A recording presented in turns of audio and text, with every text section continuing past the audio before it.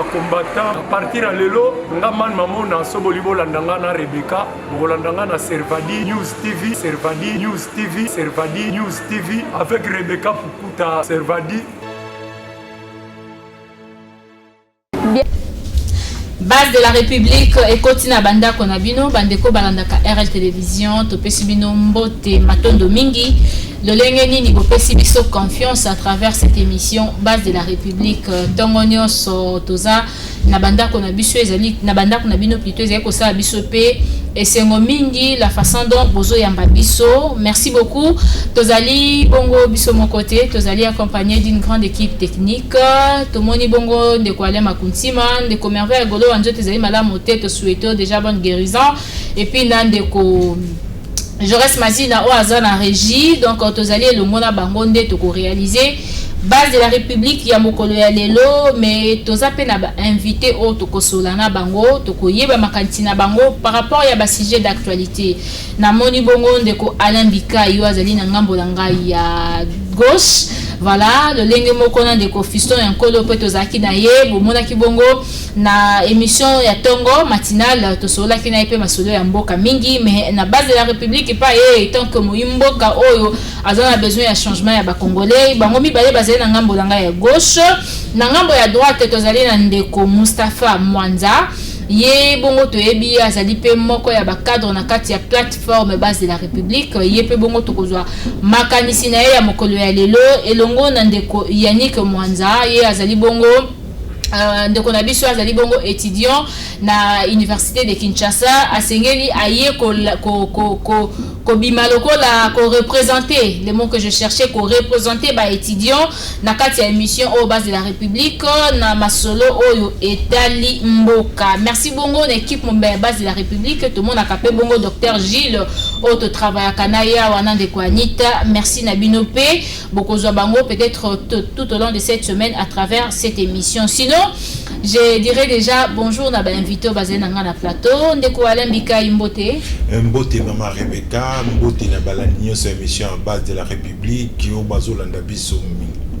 Voilà ndeko Fiston ya Kole ozali malamu nazali malamu na grâce à Nzambe surtout merci na yo pour l'invitation et aussi merci na ba ndeko nyoso bapandi ba ozela ba yo kanini ya base ikoloba na ntongo lelo. Voilà, naina ngambo mususu esika pindeko Mustafa Mwanjazali azali mbote na yo ndeko Mustafa. Merci mbote mama na pesi merci na mbote na bande konyo baza na régie bande konyo basa la base de la République balanda biso na ndako bande konyo balanda kabiso pe ba membre nyonso ya base de la République na pesi ba mbote na ba ona ba koti base de la République te to bengi bango ba ko rejoindre biso na lombango po to ça de comme nene po na mboka. Ndeko Yannick Mwanza mbote na yo mbote ndeko journaliste. Voilà, santé zeli malamu ngolo na Nzambe santé zole kabalamu. OK. Voilà, Ozali le bienvenu na plateau na biso ya base de la République. Merci mingi. Tokoleka dia na ba sujet du jour na biso. Lelo bongo tozali kolobela sur des sujets, mais troisième sujet koya peut-être na conclusion na biso. Ici ka pindeko Mustafa ko kipe ko tombe la biso sujet wana sur visite ya ndeko Roger Lumbala na mausolée ya ndeko Tshisekedi président Etienne Tshisekedi. Wana ezali troisième sujet. Alors premier sujet na biso ezali Tozolo lelo invitation oyo bapesi ndeko Théodore na ndeko Martin Fayulu.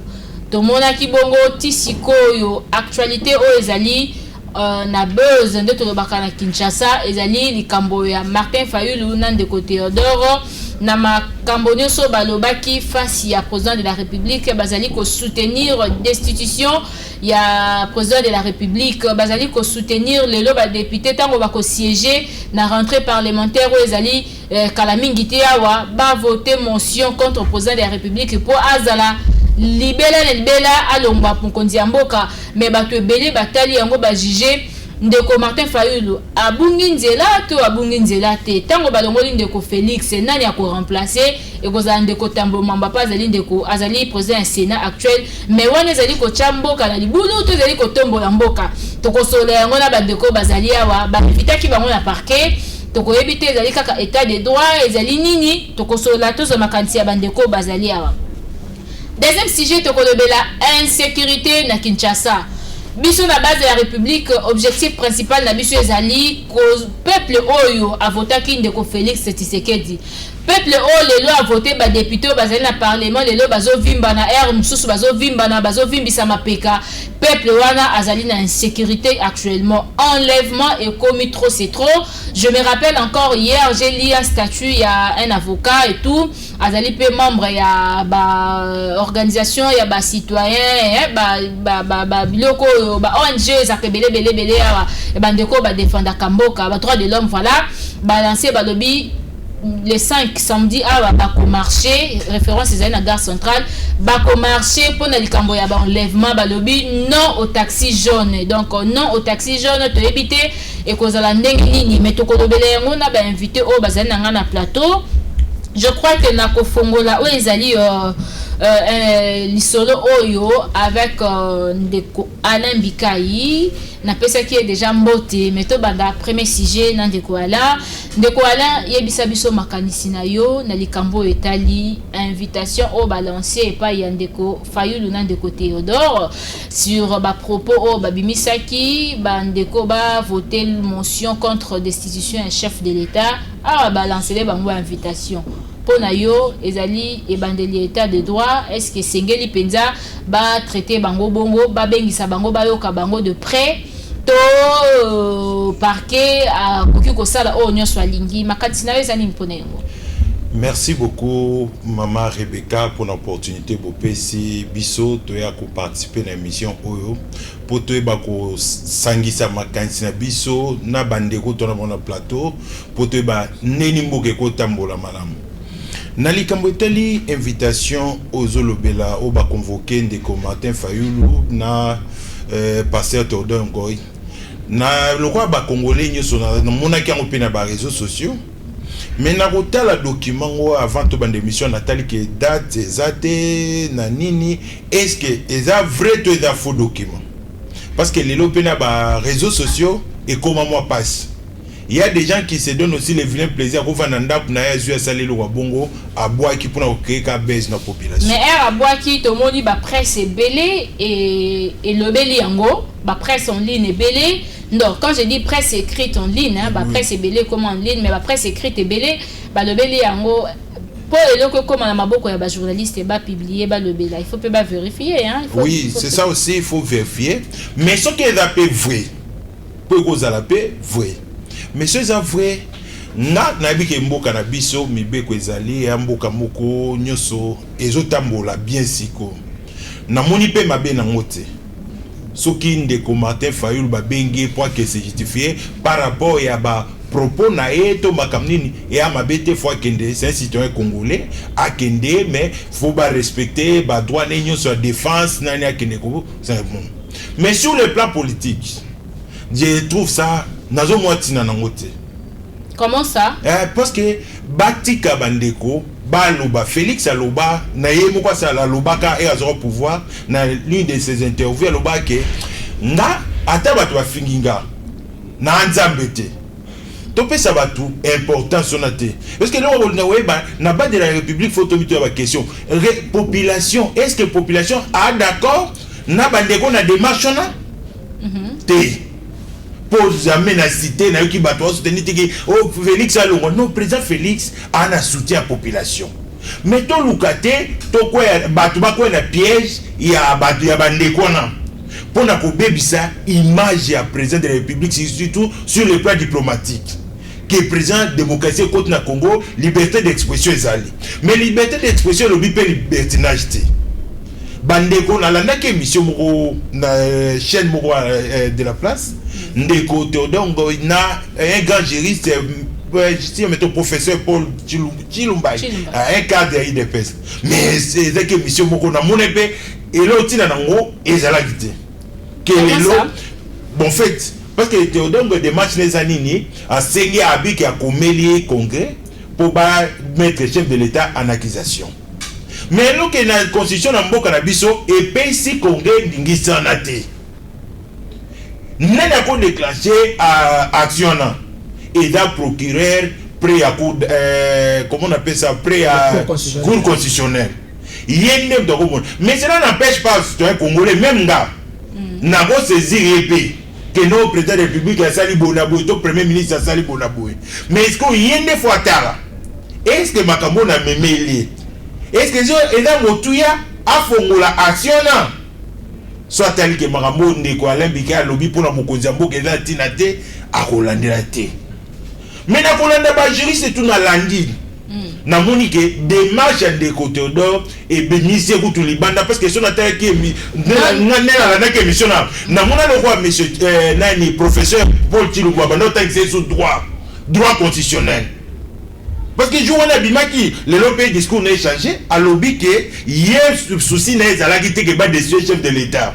Et le chef de l'État a rapporté l'ordonnance naïe ou a signé qui pour nommer le magistrat dans la cour constitutionnelle dans la cour de cassation. Voilà, donc il demande Mendeko Alain, au Tikali na 1 minute, ce qui Ndeko Théodore alobaki bongo omoni que yemoko se rendre compte que makambo alobaki ezaki motu ya penzate et bebisi réputation na ye. Et qu'en est-il dans Ndeko Fayulu Lucas? Pour Ndeko Fayulu et la kisi qui a inconscient.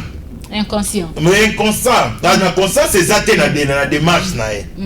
Parce que c'est ça la différence entre un leader. Obi mouton na mboka na biso tobeta lisolo était Tshisekedi ya Mulumba.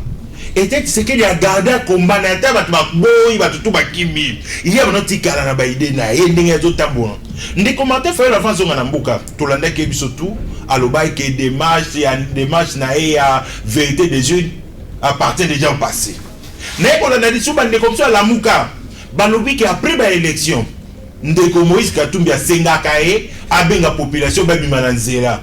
Maté faire la lobité, chef de l'État sous Afrique, Senginga, n'a que la cour constitutionnelle. N'a routine la peuple était parce que peuple ba kuta na pena, ba militaire ba kuta na ba militaire et des personnes ba pebele.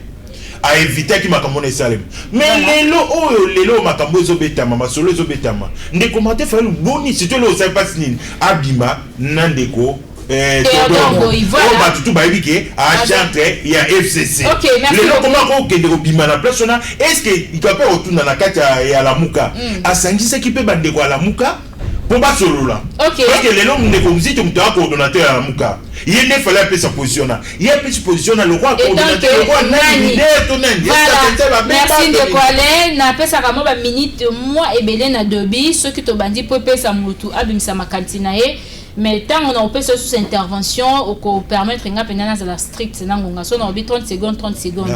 Ndeko Fiston Yankole, Oyoki Bongo, le Lengeni, Ndeko Alain, a fongolé libiso dossier Oyo, il y a interpellation, Ndeko Fayulu, Ndeko Théodore, et puis à Pessi Makantinaye. Ceux qui n'a kangi, Ndeko Alain Lobi, tant on moussou paye, Batika Bandekwana, Baloba. Baloba baza libre ya koloba mais tant on se souper à meki un peu koloba bandeko wana ba comprendre makambo balobité parce que le président de la République il est là pour cause à destituer vu que population de l'ena simanaye pour les qui makanti ndeko wana makanti na yo zanini pour na démarche o ba pesi ndeko Fayulu na ndeko Théodore 4 minutes. Ndeko Rebecca, merci beaucoup pour la 4 minutes et belé à le bezali mais na ko résumé en 4 minutes. Il faut d'abord retenir ceci. Est-ce que constitution ya école au Congo et PESI ndingisa na mokonzi Félix Tshisekedi ya nommé ba magistrat ya nommé ba juge? Oui. Allons directement dans la constitution article 82 de la constitution. Surtout dans 81, 82 constitution et ali ko rappeler biso ali ko lebela biso chef de l'État azali na pouvoir ya nommé ba mandataire, ya nommé ba ambassadeur, il y a nommé ma officier na niveau ya armée na niveau ya la police tokiti na 82 et le chef de l'État azali na ndingisa azali na pouvoir il y a nommé ma magistrat et nommé ma juge il y a ba juge. Alors lelo démarche il y a ndeko Théodore il y a ndeko Muzito il y a ndeko Fayulu biso tozali base de la République. Voilà. Raisonner le la population à Kisenso, raisonner le la population à Tchangou, la population il y a République démocratique du Congo Mobimba. Donc il y a une théorie à droit constitutionnel T, donc il y a une théorie à droit pénal T. Biso donc ça qu'on attend de Rebecca. Maza plus à la base. Tu mec un peu qu'on réfléchir, tu mec un peu qu'on faire comprendre la base qu'est-ce qui se passe. Voilà. Ce qui se passe c'est quoi? Chef de l'État Félix Aza n'a pouvoir et renommé il y a pas magistrat. Point barre. Et là monsieur rediscuté zate chef de l'État Félix Azana pouvoir ou en cellule les garants. Il y a bon fonctionnement de l'institution et école au Congo, à nommer un magistrat, à nommer un juge, où est le problème? C'est fini. Mais si on est Rebecca, il faut aussi dire ceci.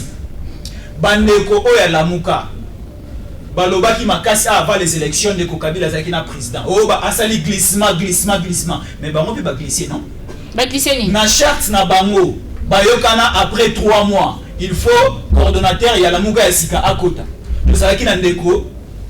Moïse Katumbi a sali 3 mois à Ndeko Fayulu non, Babana Ndeko Muzito. Et pardon, Babana Ndeko Moïse Katumbi. Moïse Katumbi a sali 3 mois à Lomoué. Ndeko Bemba a sali 3 mois à Lomoué. Il fallait qu'il n'ait pas Ndeko Matumulu, mais Ndeko Matumulu c'est à Milongo là qui avant. Et il n'est pas Ndeko Muzito. Mais Ndeko Muzito n'est pas coach, on a sali plus ou 8 mois, 9 mois en Otokine. Aline Kolomwa de point glissement. C'est-à-dire, Bango Moko au sein de la Mouka Baza organisé. Bango Moko au sein de la Mouka avant ça passe la déclaration Bayoka Narati. Aujourd'hui Mike Moukebaï, l'un des communicateurs, il y a Oran, il y a la Mouka à l'objet que non, il quitte déjà la Mouka El Bandundu, il y a Mouzito na Faïlou.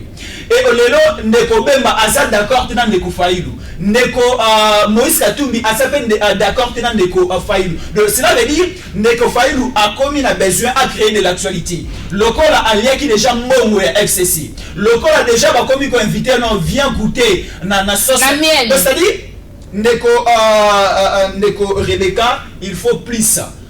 Raisonner comment est-ce qu'on peut augmenter, comment est-ce qu'on peut faire en sorte que social va congolais que de liboso. Bama kele le Bama kele le yabandeko Faïlou, bama kele la bandeko Théodore. Théodore faut oyebana aza akoli c'est ndeko Kabila ndeko Rebecca. Mongo 100 000 oyo akenaye ko postuler en 2018. Et où t'es pas bandeko FCC. Mongo la campagne et où t'es pas bandeko FCC. Moi, j'étais parmi les journalistes qui invités à la conférence de presse à Salaki avant à annoncer à Salaba outrage na chef de l'État. Moni ndeko Rebecca, le Obakangi ndeko Vital Kamerhe. Bandeko ebele à la Mouka, peut-être maboko bakangi ndeko Vital Kamerhe. Mais le opening ba invité ndeko Théodore. Ba invité ndeko Faïlou. Torobeta tu maboko soki baké na cellule 11 bakokende cellule pona motif nini ezakaka nde balobi outrage au chef de l'État oyebi ndeko oyo tobenga Henri Magie aza na makala pourquoi outrage au chef de l'État. Mais ndeko Félix ndeko ala uti kolobawa abiye moko ndeko Félix andima na yo bakaka soki bofinga bofinga non. Liberté d'expression après ça qui a pas beaucoup alobaki que hier ako tangisa batu tenenge za kikala soko kibo pour prison olimwe ndeko Félix Tshilombo Tshisekedi atikala koloba bongo teke ata ofingi ba kanga wakena. Loba, nous sommes dans un pays démocratique. Il y a la démocratie dans ces pays. Même en Nekonabiso Francis Kalomba Lobaki, na elle la Mouka Balbaï Barosala une opposition républicaine. Une opposition aux autres sa pouvoir en place à pression, il y a Rosala pour le bonheur de la population. Il y a moins de Nekonabiso à la Mouka, il faut pas ça. Mais ceux qui ont l'équipe la télévision, le Ndeko Félix Aza X, le Ndeko Félix Aza au fini chef de l'État. Chef de l'État hollandais là, Bazouzia et colonné hollandais là. Il y a des démarches au Yobandeko, il y a parquet na biso, il y a cour d'appel, il y a Kinshasa à Gombe, Bazali Kokine Malembe, Bengi Théodore Bayokaye, Bengi Faïlou Bayokaye, et à la fin, c'est Monique Baza coupable. Merci beaucoup de Fiston Nkole. Nanga Bosusu Kozandeko Mustafa Mwanza, Bandeko Bele, Babenga Kibiso, parce que toujours continuer na sujet vu que c'est un sujet d'actualité, Bandeko Baebi, Balanda qui émission na biso Mikoleleki, Bamonaki que to bandaki sur ces sujets ya marambo Théodore na Fayulu. Alors bandeko belé bakomela kibiso pendant que to lobela ki kambo ya Fayulu na Théodore. Baebisi biso ndeko Rebecca tango mosusu ndeko Fayulu pe azali ne koluka kaka actualité akoma à jour ndeto bakomeni ndeto chaka ba mise à jour. Vika uti kozala mikolo belé na mikili ya poto na COVID-19 et COVID-19 bien sûr. Koya na yawa batu babosa na kiemo mokie sengela kimo eloko moko po a mettre à jour ezali statut na ye et profil na ye ya mwana a lancé démarche o est-ce que ndeko Mustafa na makantina yo na ndolenge nini o talaki dossier landeli ti en plein ya likambo ngonde komi ezali pe bande kwa bakoko za na raison to ezali penza politique ndeze ko senga bongo. Maman Rebecca nayebi ke balobaka ke soki olingo bombela bato makambo comment on a mukanda démarche à bande ko la kisi batanga ba mikanda te pour ceux qui totali même base oyo nazali ko kamba na ville ya Kinshasa comme RDC mususu il y a des RDC mobimba bazali ko comprendre que démarche na bango eza d'abord démarche moko eza na base moko eza na soubassement moko juridique te mais plus de monde eza kindoki la sorcellerie c'est pour la deuxième fois Ndeko Fayulu azali consulter esprit et Etienne Tshisekedi Omulumba qui lui a formé. Ah bon. Pour la deuxième fois. Première fois. Écoute, ero tangi place bo moni oza kindoki tu na TV msuba ba c'est ka fini biso bandoki. Na le biso de constater que na bi base. Et mon flou et mon il a comprendre parce que toujours remarqué que biso nyo soto yaki na ligne droite. Ligne droite est qui a pour défendre l'état des droits et pour servir la population. Tout ça l'opposition. Que militaire na bande qu'on a pendant tout ce temps, ils allaient phrase la biso moko ils allaient état des droits faut tamboko. Subitement toqué l'élection. Dans l'élection, Ndeko Félix Antoine Tshisekedi Tshilombo abimi président de la République. Moko ya ba oyo balanda ki la leçon ya malamu na kati ya opposition. Abimi président de la République.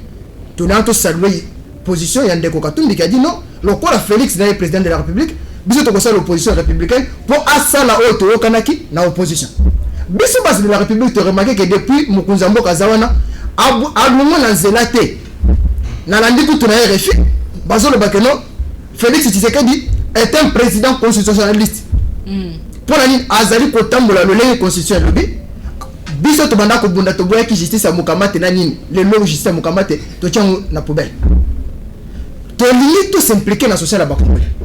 Mais tout le monde a alliance moko zobotama ya Ndeko Fayulu na Ndeko Théodore Ngoyi avec la même noire ya bande ko FCC sur le base ya batali ku tout je ne sais pas bazana na précipitation ko le bébé ko na bande ko musu na kata mboko obenge maître obenge juriste mais tant moni azobimba libanda mais Ndeko Théodore azali maître avocat si je me rappelle avocat et professeur professeur je suis dépassé parce que je ne pense pas un professeur aboko bosala ba enseignement après ça va étudier surtout que tu avais pas na moko ya ba étudier à copesa biso pe mo expérience wana webi ke naza surpris tant webi singa ke akomi mukanda na Assemblée nationale pour la congrès naza dépassé vous allez procédure parce que naza dépassé maman Moubekou où ils allaient constatuer sur la fonctionnaire ya cour constitutionnelle et le Biboy procureur général près de la cour constitutionnelle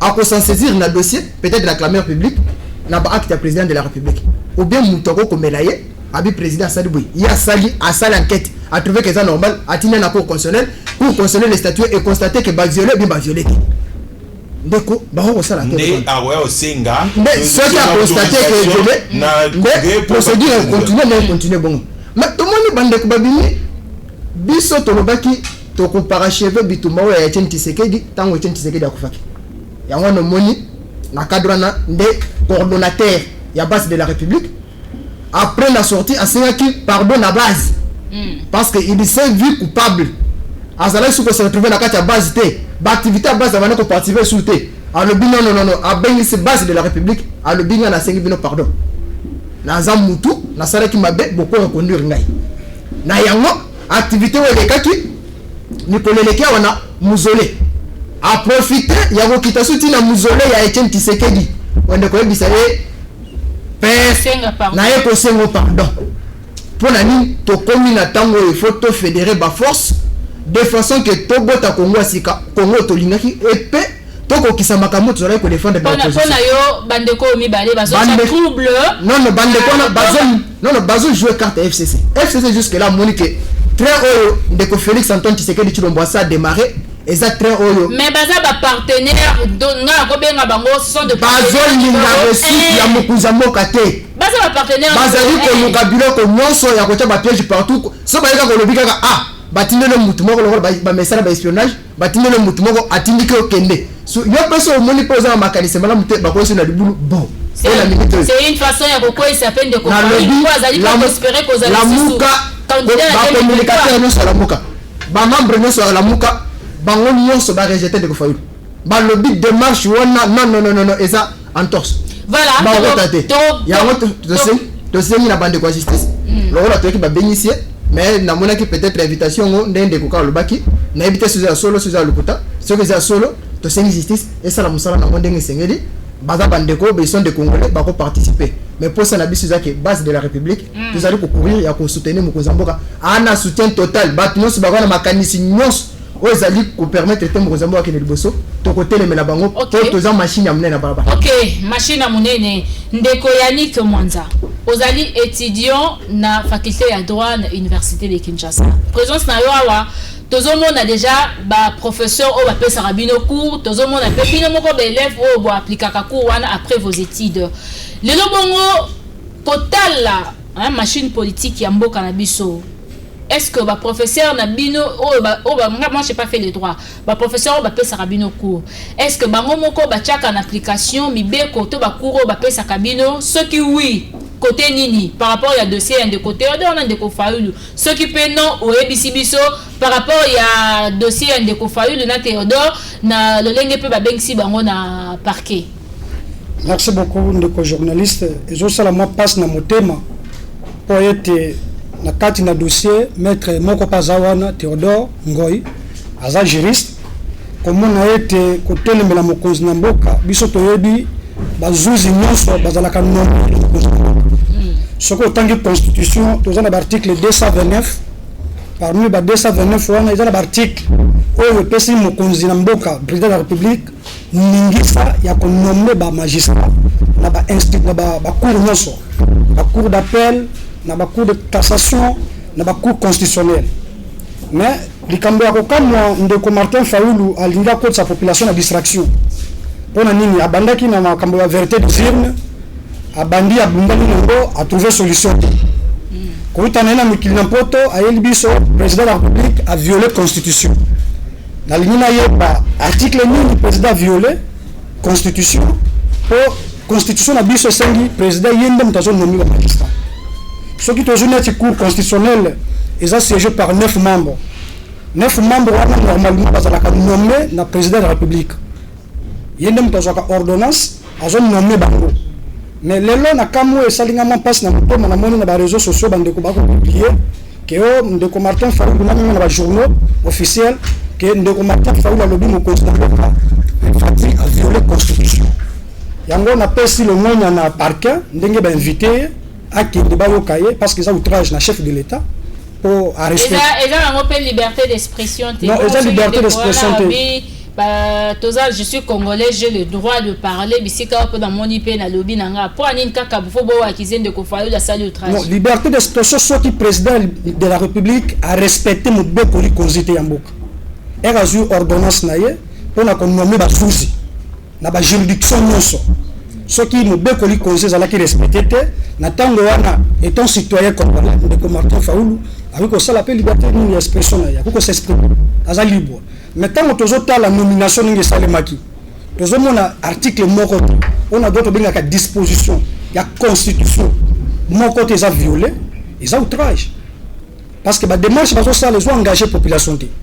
Ils ont pour la bien population. Ils ont pour la bien. Ils ont pour l'intérêt de Martin Fayulu.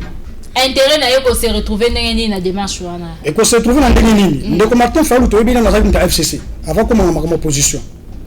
Tobi kautaki na papa Etienne Tshisekedi akomaki muta FCC ceux qui n'ont pas d'information bien na yebi que l'information moko circule na ba réseaux sociaux malgré tout tous a basé kunate na 2006 je crois si j'ai une bonne mémoire yende muta lekisa ki Ndeko André Kimuta comme gouverneur il fallait voter Ndeko na bango au classe politique ada bombo le m'a voté qui était voter André Kimuta de te comprendre que il leader Malamuka soit disant il a été élu dans la République Mobimba.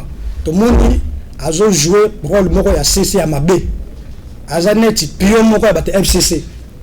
Pour nous et comme une étape nini parce que ce tebi Ndeko Martin Fayulu atikala kondima Kabila te na bande konyoso ba kana simana e na kati ya FCC atikali kondima Ndeko Félix te na IDPS cash INC atikali kondima ngote subitement alongwa na ngambo ya ni aya ata na ngambo ya Félix te mbala moko akomi kopesa tendance ya kokoma moto FCC eloko wana bandi bana mokolo nini ezokamusa biso. Bon, baelema ezali ebele mpona nini omoni politiki na biso na Congo mutakolo baboye na munoko na mutema toyebi te nini azokanisa.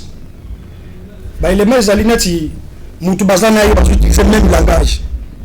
Maître Théodore Ngoy aza muta FCC jour après prestation serment ya magistrat parce que toyebi mokonzi mboka aza magistrat suprême aza garant de toutes les institutions de la République mais bandeko mibale ya bajuge ya cour constitutionnelle tango bajuge nyonso il fallait prendre serment baboyaki baboycotaki na présence de la République bakendeki te baza bata FCC eza cour oyo ndeko Kabila tikaki. Maintenant, les autres ont comme Ndeko Martin Fayulu a utilisé même langage na bata FCC. Donc sur autres ont monnaie a vraiment leader a distrait population. Ceux qui Ndeko Fayulu azaki mokonzi mboka, est-ce que démarche elingaki ko arranger? Point d'interrogation. C'est la question qu'on se pose et tout ni yango pe pa bandeko. Donc tozongi na no ngambo mususu to e pa Ndeko Alain. Oza cette fois-ci tu as 2 minutes pour na koloba et puis tu compte na deuxième sujet. Il y a pas ces alignes pour nous annonce Ndeko Fayulu kobima Ndeko Fayulu message ya Ndeko Fayulu na Ndeko Théodore et participer mbutu na kati ya plateforme la muka le bon to moni Ndeko Mike Mukebai akobo bimisa ba makamu mususu akobo ko pesa tendance mususu.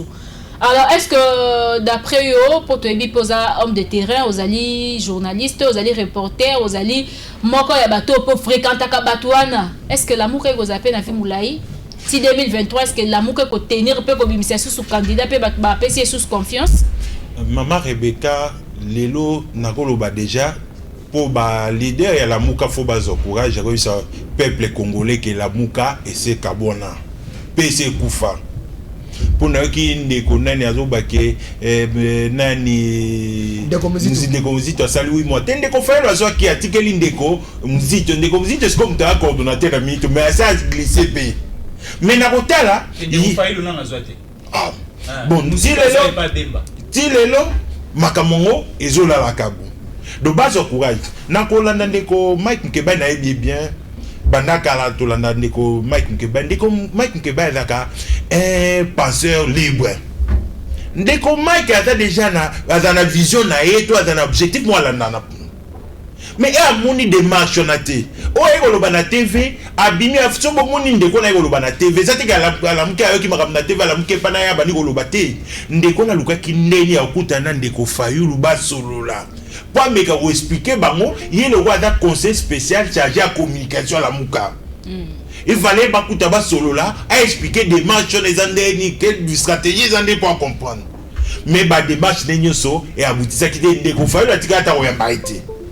Mais mimi makaba mbongo. Ya mbongo ba spesa bona bonjo ne mbongo ko penoki ke nani Ndeko Muzito mtapesa ki Ndeko niko faut ba expliquer pe batu bien. Ndeko Muzito mtapesa ki nani Ndeko Fayulu $1000 pour pesa Ndeko Mike adena boloko. Mais Ndeko Nikolo kwa yé asalaki il fallait asala ni introduire ba dossier na cour ya cassation boy. Pour Ndeko Mike Mukeba ba kanga ki adena prison. Et sengaki $750. Wana selon Ndeko Mike Mtazoloba $750.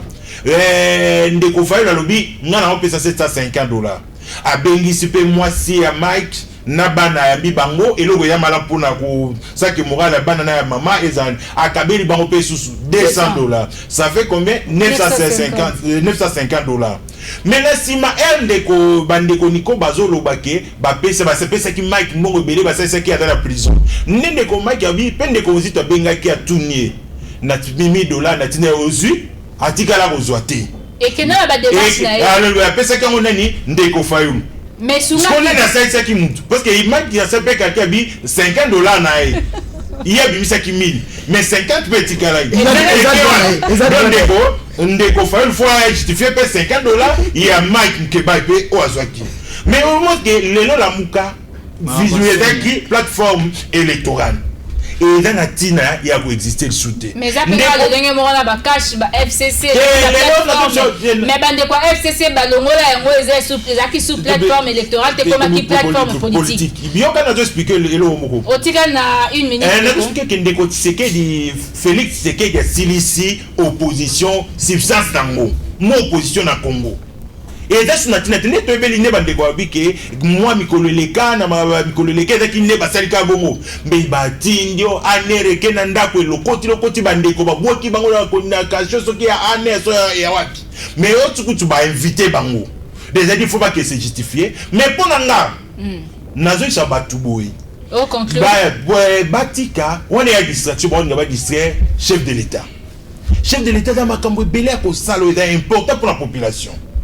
Les noms babitumo batozela ba détournement ba fonds publics et est-ce que na plateau to lo bakango na katanga était na ba société mtuti lelo et ils ont continué à minérer babimaka sans service à l'état eba et eba ni c'est nazotanga DG au GFM mutu a dénoncé que le kwana à son temps mais le kwana ba pratique les gens continuer. Il faut côté les mêmes makamona oh ba makambo outrage joté ndeko falu chef de l'état ba discret chef de l'état total makambo est important total social la population batika bandeko na bata basi wasili OK merci ba lu kasusu bazonga na nini bakipe bango te bata que essentiel. OK ndeko fiso encore le 3 2 minutes est-ce que la muka ezali pe na vie mulai lisusu to liwa ya lamuka ezomona na ndesiko vu que babandi déjà ko potana est-ce que na 2023 ata soki ndeko fayo du ta ko za candidat soki lamuka bimisi candidat msusu est-ce que bat ba ko voter bande kwa changu ba wala ndanga ba na ebite sopi ba ko komela biso ba ko benga ba ko pe ko répondre par rapport à cette question pour mingi changu et comme base ya lamuka ndeko Rebecca omoni Fayulu aza lipa manteko fele c'est-à-dire akutana na occasion moko boye ko akanaka te na binayi parce que ndeko Rebecca tant moni ba leader ya opposition ancienne baké na niveau à Genève bi congolais nyonso abandi ko s'attendre te que combat Fayulu ko bima la Genève biso tout on rozela si pas Félix Antoine Tshisekedi c'est Vital Kamerhe mais si bitma to moni Fayulu complicité moko ki bandu de bima ki wana pour ndeko Fayulu abima mais lelo ezoka musanga ndeko ala zoloba ndeko muzito apesi ndeko Fayulu mbongo po akende ko pesa ndeko Mike Mukebai na prison tala bassesse ko ndeko Fayulu akomi na ngolelo et puis ndeko Mike Mukebai a sali ba interview a sali ba émission na ba confrère mususu ba consoeur et si kama pi azolandela bi $50 na etikala kipo na ndenge ba pesa kiye ndenge mbongo zaki utiliser $750 ekendaki pa mettre Nico pona maramna ye anini 200 ba pesa ki mwasi na ye 50 etikalaki atunaki Fayulu a se justifier ou quoi a justifier ekendaki wa yango na lo bela ndeko Rebecca c'est inconcevable ndeko muzito na poa ya ndeko Fayulu ndeko muzito atinda ye $1,000 ki ndeko tikela ndeko Mai Mukebai na prison inconcevable ndeko Fayulu c'est que je vite compris omoni bandeko o bazala ba ko maîtriser grâce na bango te ba ko maîtriser succès na bango te basa lokola bandeko Fayulu ndeko Fayulu avec mutu moko boye après échec na ye azalaki deuxième na après ba résultat élection 2018 parce que c'était Félix deuxième Fayulu troisième ndeko Chadari il fallait qu'il aluka un bon système stratégie moko bien ko maîtriser poids politique ko akomaki na yango. En 2006, il a été député provincial. En 2011, il a commis député national. En 2018, il a eu un poids politique. Morobo a mis deuxième dans le scrutin électoral présidentiel. Il fallait qu'il aille maîtriser le niveau. Pourtant, en 2023, chance de sourire, peut-être une vision à place à Ndeko Rebecca, au moment plus na ba émission na bino boitambo ali ko inviter bande ko base de la République bo sumara biso to débattre lelo ndeko Félix Antoine Tshisekedi chef de l'état a passé instruction au gouvernement ba supprimer ba exonération fiscale nyonso na territoire national na biso na ba port na biso partout na ba frontière ba supprimer ba exonération fiscale lelo la société légale et ça n'a plus ou moins 800 millions pardon plus ou moins 800 millions il y a que devoir na caisse ya l'état congolais Aujourd'hui, avec l'arrivée de Félix Antoine Tshilombo Tshisekedi, tant ba exonération sur la situation sociale éco-changer.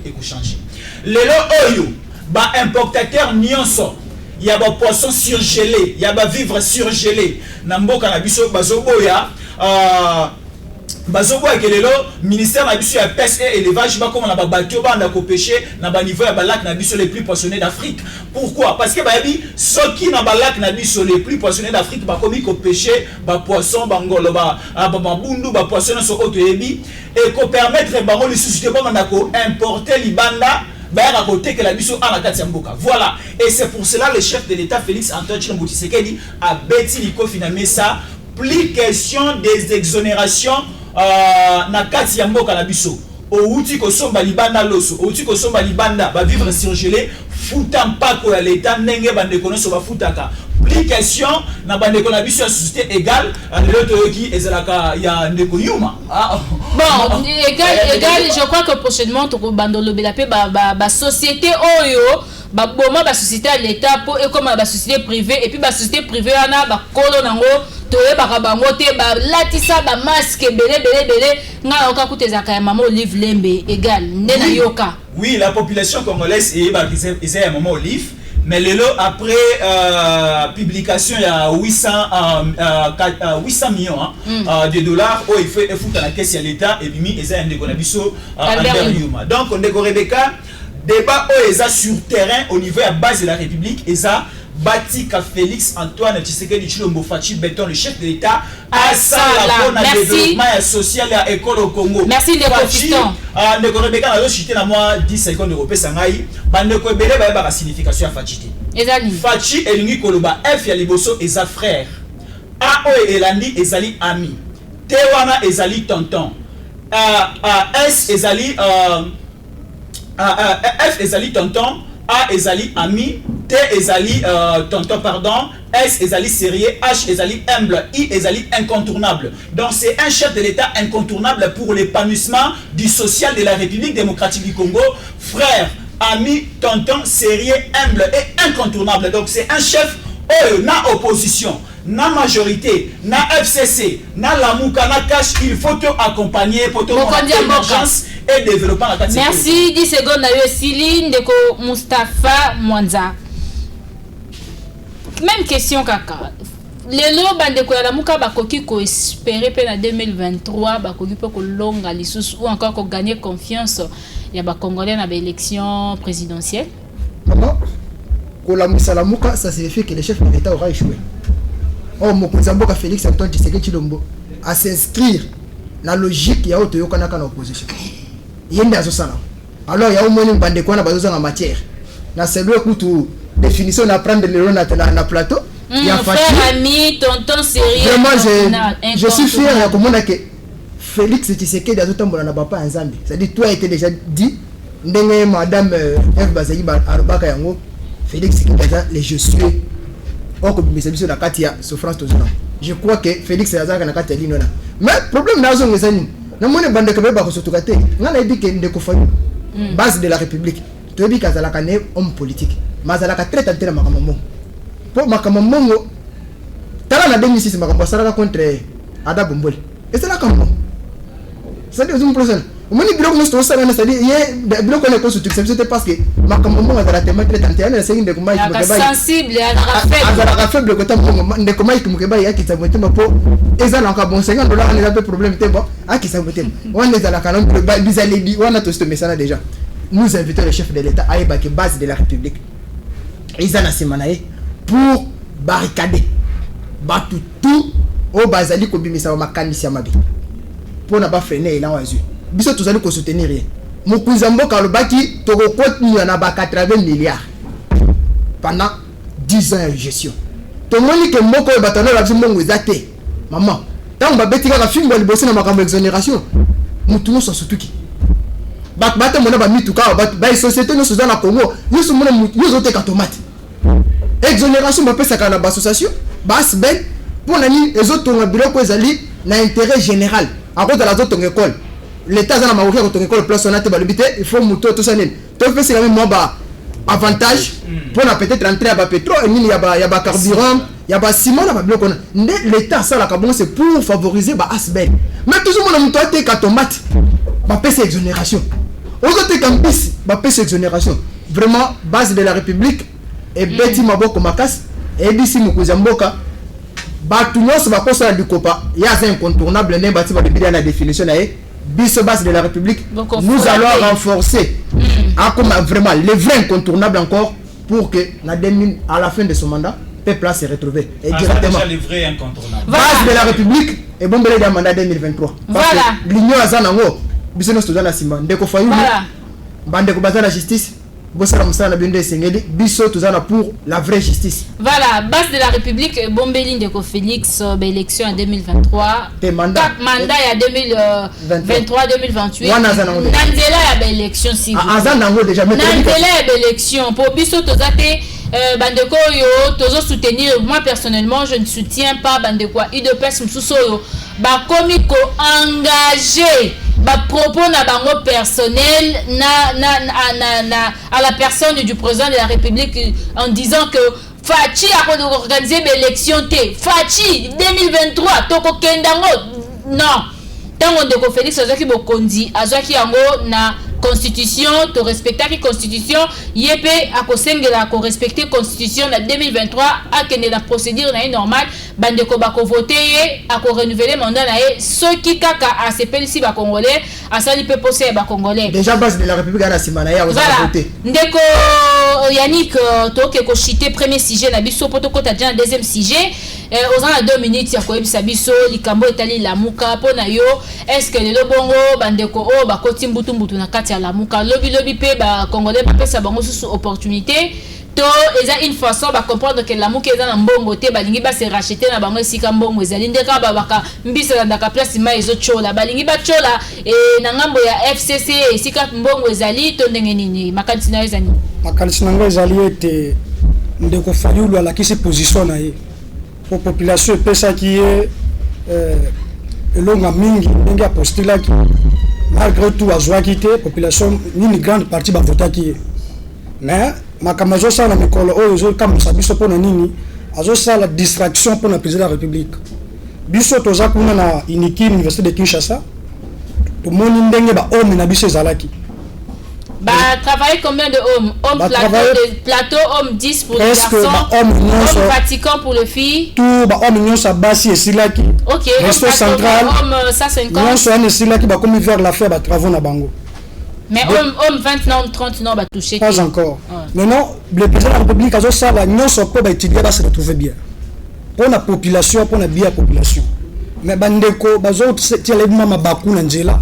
walonga te makambo ya kamuko eza ngana zo mona ngoza distraction pour le président de la République akende liboso asala musala na yenga sekeli biso to senga ke mboka biso kende liboso toza na bosenga te toza na distraction to lobaka batu na plateau toza na bosenga social za un peu développé pays est à la stable soko ke lelo na biki soki ba cours soki ba prof bazana grève ba professeur à Pokin association ba professeur association de l'Andaki je ne sais pas moi le président entre le président le premier ministre Yamba qui ba professeur ya le président Yamba qui ba professeur ya Inikin mais il faut likamba ba grève facile après 4 mois il y a Covid-19 ba grève sous ces zones président Yamba qui bango ya Inikin na ya IPEN la sortie à salle bazala qui vraiment satisfait les cours vont reprendre. OK.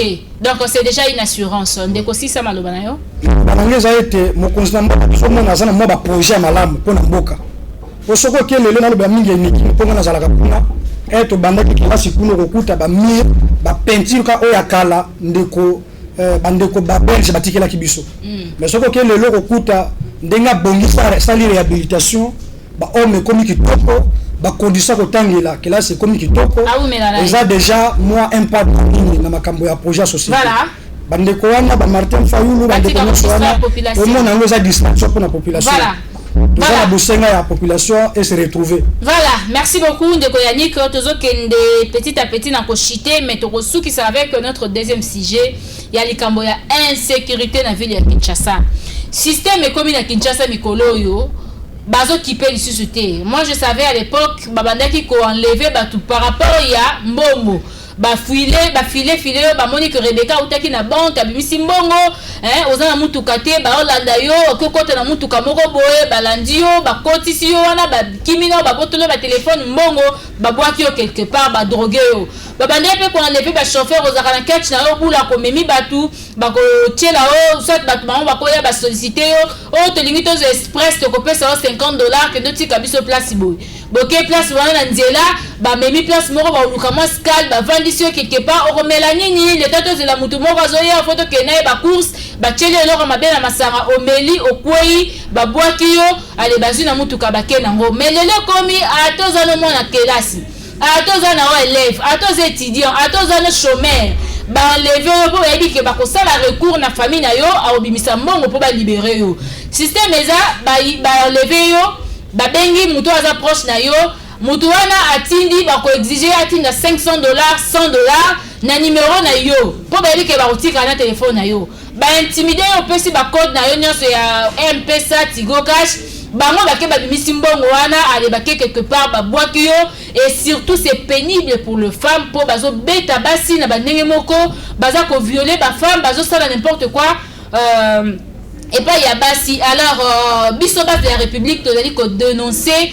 ba système wana ba jeu wana biloko nyonso wana c'est pourquoi nous voulons commencer d'abord ya koyeba pe point de vue ya bandeko baza na plateau ndeko Alain est-ce que expérience ya makambo e komeli famille na yo et comme elle ndeko na yo et comme elle approche na yo sur enlèvement aux les kamikolo. Oui maman Rebecca avant na kota na répondre na motuna na yo et le moto loba pona bandeko bazolo ba ke chef de l'état faut organiser élection te bonabo ndeko Rebecca et d'après droit na ba ko loba bongo mais bato ba loba bongo ba ebi ndeko Félix Tshisekedi bien te et ndeko Félix Tshisekedi a uti na école moko ya Etienne Tshisekedi mutu ayebi ko respecter mibeko ndeko Tshisekedi ya ko se laisser faire te na makambo bato ba loba loba na te wana to ko pesa importance te baté pourquoi ba to ko pesa pe bango te et doit na famille politique ya mokonzi ya mboka il faut être exemplaire na ba langage na bango baza a droit ya ko loba étant que ba citoyen congolais mais ba ke maloba wana pezo betsa bato mususu mabaku qui engage famille politique ya chef de l'état c'est le président Aïe na secrétaire général aussi aucun autorité partout na balobi ba supposition que élection aux la chef de l'état politique la jusqu'à non et aka batu batelemi bazo se revendiquer bato IDPS mais balobi est-ce que tout monde peut s'appeler bango l'éducation de parents et mon na kepa ya bana ceux qui bana baza ba impoli là que papa peut éduquer ba ko on peut s'appeler bandeko ba lo ba kende ko Tshisekedi démissionnaire kende bato lo bato balingo bazo se retrouver o bazo se reconnaître dans cadre de Tshisekedi bazala te je ne suis pas contre la démarche ya bandeko wana démocratie mais ba pesika conseil ba respecter constitution de la insécurité maman Rebecca ce serait situation na bandeli to bando kantango ka keza bakamoko isolé mais et comme pena et a jeté nga eno bando kango il y a 2 jours j'ai vu camarade de madame aina nda kotala ya expliquer que situation est comme li bango ndeko na bango da étudiant na nini na ILK utaki so makambo défense na ye azui transport na limité ba ya vanika na ndako moni ba ko benga ba benge boye bazo sawango ke boyebi mutu boye ka eba ni pe benga na numéro na ye ba utiliser ka téléphone ndenge za boye ndeko na bino to ba enlever bona boye so bolingi botina biso $1000 ba banane ote so ba ote so wanani yo vani na tozo so boya lo côté bembe to boya ke bembe na mai oh papa idali kamdin na lobby da ba pesi wango 30 minutes ba e ba tina $1000 par un pesa to par tellement to ba nini ba pesa bongo la ju vertige na zemina e comment tambola bazute ba ote 500 tinda 500 tinda 300 ba discuter pe mais le ko se pesi nga danini commissaire provincial et à la police avec Kinshasa commissaire Papa Silvano Kasongo coup de chapeau na ba mesure wa sabani kozwa na neni déjà na butu ya samedi na dimanche bande kwa chango batambola oto ba oto mona Kinshasa na butu bazo remarquer que ba barrière est commis voilà na contrôle policier ba hôtel na baquette bazo tuna bato bana kati la 1 minute bato na bato bana kati ndenge ni na kati boa bien lié situation est à batiki bino boleki. Donc la police peut essayer la mouki et ça. Mais biso pe population né na lobakara nous devons coopérer avec la police. Ba policier na biso ba prophète to ba magicien te po ba banani ba mi ba to ça. Ba to ça ba kamo ba na kana ba quartier na biso ba na ba famille na biso. Nous devons les dénoncer auprès à la police si tu ba police ba ko na biso za nango. Merci beaucoup ndeko ala ngabe na bakisi lisusu kaka likamba contrôle ODG bandi na kin. Contrôle wana il faut ba mesure ba bakisi yango sous makasi parce que je suis en train d'imaginer ba barrière mi tuke kangami po ba ça peut être contrôle échangeur mutu ko ezaki dans 17e rue ezaki na ba criminel ba oki que échangeur ba ça la contrôle est-ce que ba ressources nzela wana ou tout comme ba ko kitape ba kimi ba tiki ba chauffeur yemoko donc il faut qu'on renforcer la mesure pour na ba kanga bande konyo so peut déjà ba bati ko kanga bango ndeko fiston tu as 2 minutes na makambo ya insécurité. D'accord, ndeko Rebecca, na 2 minutes je peux signer na gérer en malam notana article 81 il y a constitution sans préjudice d'autres dispositions de la constitution les présidents de la République nomment et relèvent de leurs fonctions par état échéant révoque sur proposition nomme et révoque sur proposition du gouvernement délibéré en conseil des ministres dans lequel directement alinéa 3 le chef de l'État nomme les officiers supérieurs des forces armées et de la police. Pourquoi j'ai lu cet article? Il y a ce qu'on appelle l'inefficacité l'inefficacité et manque d'expérience. Il y a conduit au niveau de la police. Au moni ndeko Silvano Kasongo il faut que tu couleur jaune na ba taxi pour diminuer système il y a criminalité na kata kisasa et bandaki na époque il y a ndeko Kimbuta to ndeko Silvano et ndeko Tanya maton ndeko Silvano à l'époque na Kimbuta voilà taxi jaune ezalaki ndeko Silvano en collaboration na gouverneur de la ville ndeko Kimbuta à l'époque non tolongola ba vitre teintée na biso ezonga clair pour tout le monde na kati tout le monde a rendement dans notre résultat dans notre et là on a reçu le chef de l'État Fachi Béton à Longola ba commissaire supérieur Nyonso Obazali na ba ville pe na ba province na biso oba sala musala malongati ba tia ba technicien de terrain. Aujourd'hui moi je félicite la manière de faire Yende Konabiso Kanyama parce qu'à son époque tout le monde qui avec des systèmes mis en place tout le monde criminalité et diminue qui est disparate qui n'a qu'à ville pour rester à Kinshasa mais le nom de Rebecca bande Konabiso ba wewa déjà à partir à 22h ba moto ba moto bande Konabiso de ça ba prière au ba chauffeur bazo droguer bango kinoa alinara le sambo makasi l'église vous savez que les tina ba 21h aussi les skills au na de bis aux u transport na yo aux u catch aux u lancer ba ozo ba de vieux ba que tina maloko le ba rotiko na limité c'est-à-dire le chef de l'État a meké un peu que revoir l'appareil il y a police nationale na appareil il y a armée na biso. Merci beaucoup. Au niveau est insécurité que sur la carte qui ça place siège. Merci. Il faut pas le la biso général ou azana la police à la carte qui ça. Voilà. Ba déplacer ba tinde na Congo central, ba que la biso o ya malonga ba kocha à la carte qui ça pour vraiment merci Ndeko Mustafa. Mais Ndeko Mustafa Togomi Nasuka, en tout cas, tu as 2 minutes. Ndeko Yannick Agosilisa pour te clôturer. Ndeko au revoir. Sécurité. Merci maman. Avant la banamuka likamba sécurité, nalena pesa longo na Ndeko makambo lobi. Ya batu bazo vendre bali illusion contre le chef de l'État. Venant d'une école d'état de droit, le chef de l'État va respecter la constitution. Mais le problème est que makambo sur la communication la base ils ont la stratégie. Nous irons aux élections. Nous allons préparer les élections 2023. Alors, base les autres base stratégie dans Moussou pour Batoussou va la distraire, bah sur l'élection au Salima. On est un problème c'est très calme. On a salué d'abord Ndeko Fayulu, bon retour dans la famille FCC. Je voulais maintenant continuer comme sécurité. Maman, les autres services passent, surtout au niveau de la base. Vous savez, j'étais à Kingasani avant le dimanche.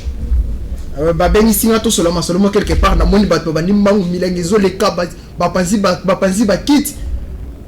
Na bar ya Ndeko moko Chris bon week-end ba panzi ba kit et pas banana ba panzi ba kulu nezongi suma ba panzi biloko chose curieuse madame chose curieuse na leki na quartier na zumu na bana kulu na bazo kota na ba maison ya batu basenga kambongo o biso base tel toya bakolo mabele oh biso ba champion au vu il y a la police au vu il y a ba service de renseignement au vu il y a ba service moi je me souviens attendre ndeko Kabila ezala ko tomber na téléphone l'infraction était téléphone papa bila ko ni ezala ka téléphone c'était ça l'infraction or les vraies infractions lokola wana bazola ndela honte c'est pour cela ici biso tozo belle la batunos j'appelle la base de la République tola la makambo sécurité et ça makambo très important il faut tout s'impliquer 30 secondes d'écho oui sur toute l'étendue de la République bat élément et aussi bakunzi oyo bazana la police ba service de renseignement na ba service nyonso oyo za la sécurité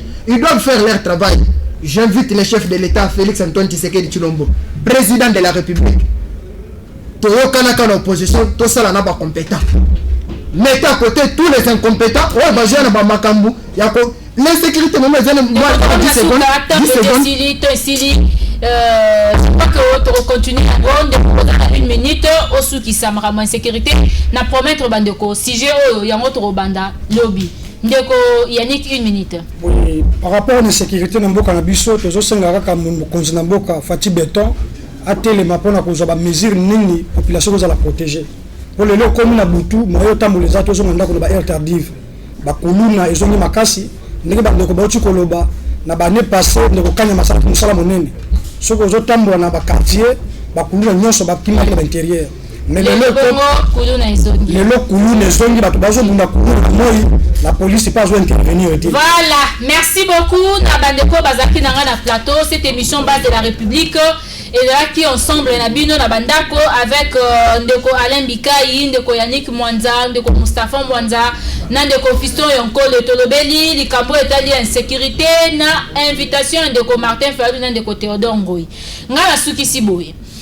Si j'ai une insécurité, tu peux continuer à lobby. Mais ce qu'on dit que famille n'a eu victime, il y a menace, il y a ndeko basengimbongo pona ko ba levaki ndeko na omoko benga numéro la base de la République ezali wana to ko yamba bino prochainement to ko dénoncer yango jusqu'à ce que bokonzi mboka yemoko ako s'impliquer de corps et âme pour l'intérêt ya ba congolais afin que sécurité et côté na ville ya Kinshasa. Merci na bandeko bazaki na bandak balanda kibiso équipe technique Jaurès ndeko Merveille bonne guérison de Kwale Makuntima na Rebecca Pukuta wazaki présentatrice de Mina Mokolo Lelo. Je crois que Tokutani Mbala Yassima à travers cette émission base de la République. Merci pena docteur Gilles na bandeko nyonso Mbala Yassima, au revoir. Merci.